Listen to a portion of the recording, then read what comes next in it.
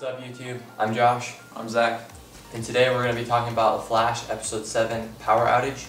Now we're going to talk about some of our favorite moments on The Flash. I'll start off. One of my favorite moments in The Flash was that guy, this episode of The Flash, the Steel guy.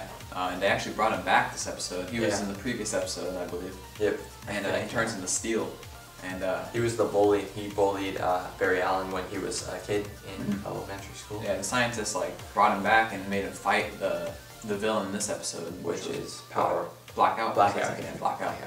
Yeah, so I really like how he brought him back and they kind of fought, but Blackout ended up killing the Steel guy. Sorry, we don't remember his name, but I thought it was cool to have two superheroes fight, make a cool superhero battle. I honestly thought this was one of the best episodes of The Flash so far. Yeah, I agree. This is my favorite one. Either this one or the one with Felicity Smoke.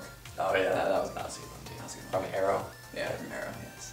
Alright, so another one of my favorite moments was when the Flash, or Blackout? Yeah, Blackout. Blackout took the Flash's powers. Well, I don't know if he actually took his powers. It sounds like it was more like all in his head type thing. Yeah, that was interesting. Yeah, but that was pretty interesting. Had some conflict to it.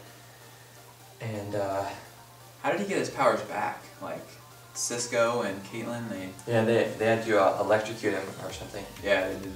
They electrocuted him. Yeah. They were talking about how the electricity that they put in through him was more powerful than an electric chair, right? Yeah. And then they still didn't think that it worked. But they were talking about how it was like mental in his head, and then when he needed to use his powers, he did to save the scientist, Dr. Wells. Dr. Wells, Dr. Wells. They saved his life. That was pretty cool. Yeah, it was.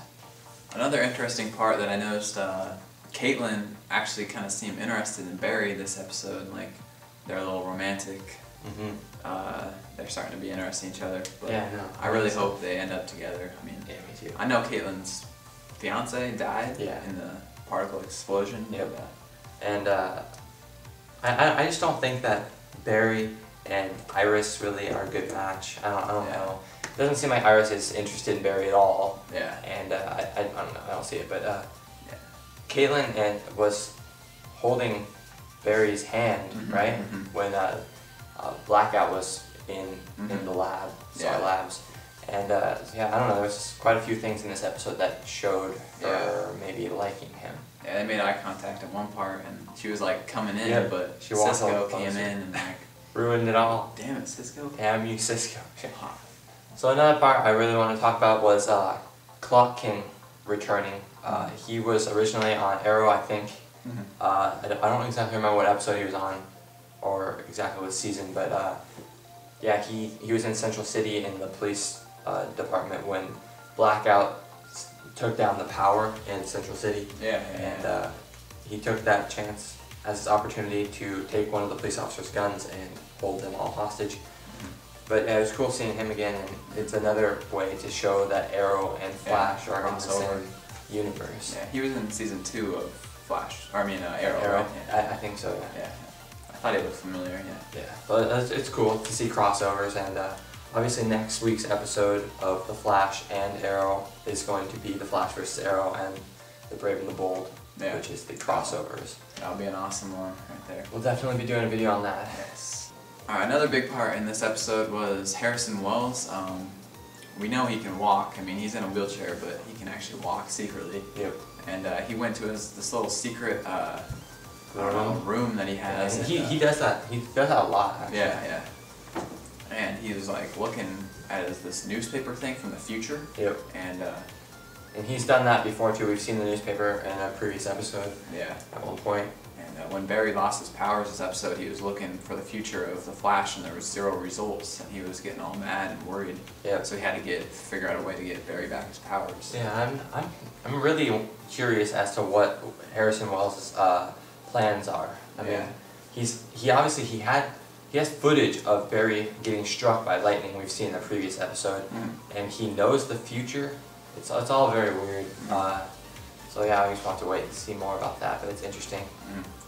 And the last thing we wanted to talk about was at the end of this episode when what's his name? Harrison Wells? Harrison Wells, yeah. The scientist, the man with all the mystery, he he went to where Blackout was, which is kind of weird. They put him in this room and put him in like a body bag, which I don't know what they were thinking about doing that, but he went in that room and took some of Blackout's blood, and what did he say? He said your ability made you can take the Flash's powers Yeah, away. yeah. I want to figure out how you do that. Yeah. And I took his blood And see, this whole episode, I was almost thinking, oh, Harrison Wells, he kind of seems like a good guy. yeah. Like I was wondering if He's I'm kind of leaning towards he's a villain. He Yeah. might be a bad guy now, but you never know. Yeah, and it was weird in the last episode when he was talking to Iris's dad. I'm Yeah. sorry, I don't remember his name. Joe. Is his name Joe? Yeah. Okay. He was talking to Joe, and Joe was accusing him of using maybe the particle accelerator in the past to make the reverse flash that killed Barry's mom.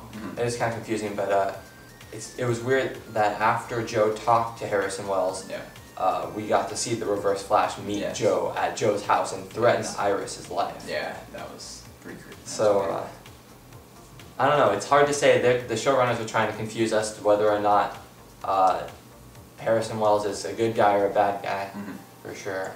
I hope he's a good guy, because I like him as an actor. He's cool. Yeah, I hope he is too. So that's pretty much all the big things. Now we're going to mention some of the little things that we didn't mention, like Barry getting robbed at the beginning. Oh yeah. That was pretty funny, pretty cool.